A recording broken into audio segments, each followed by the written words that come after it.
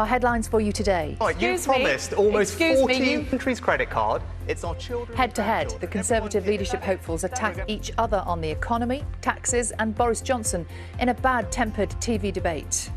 A warning that England could face drought conditions in August if the dry weather continues. Are we facing another summer of travel disruption? Good morning. Problems at airports, train stations, ports and borders have been spoiling summer plans, but are they here to stay?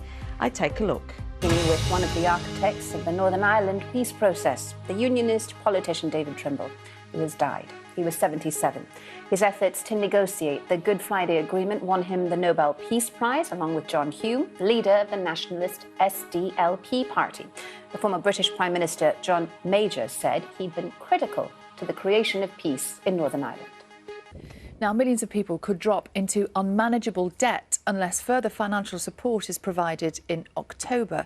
That's the warning from a report by a group of MPs who say the current cost of living support payments are insufficient because energy bills are set to rise higher than anticipated this winter. The energy regulator Ofgem has accepted some of the criticism from the report, saying its previous financial resilience regime was not robust enough. So we think the current way in which the government have announced support by putting money on energy bills, by giving people on lower incomes more, for example, if you're on universal credit or on pension or you have additional needs because of disabilities, is generally the right approach. But we think, firstly, that the amount should be higher. And secondly, the general support for bills, so the £400 that's been announced in October, should really be targeted at those families who are vulnerable or in fuel poverty. Prices have already risen, with further increases on the horizon when the energy price cap is reset. About 18 million households in England, Wales and Scotland pay nearly £2,000 a year for their gas and electricity at the moment. The energy regulator, Ofgem, had predicted that a typical annual bill would go up by £800 in October to £2,800. The cost of living payments were based on this figure.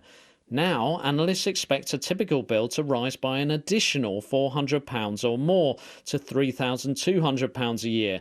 So MPs on the Business Committee are calling for the support payments to be updated. Amazon is increasing its price for Prime subscription in the UK because of increased inflation and operating costs. From September, monthly costs will go up £1 to $8.99. The company says the price rise was its first in the UK since 2014. Other subscription services have also raised their fees. Netflix lost nearly 1 million customers when it increased its prices back in March.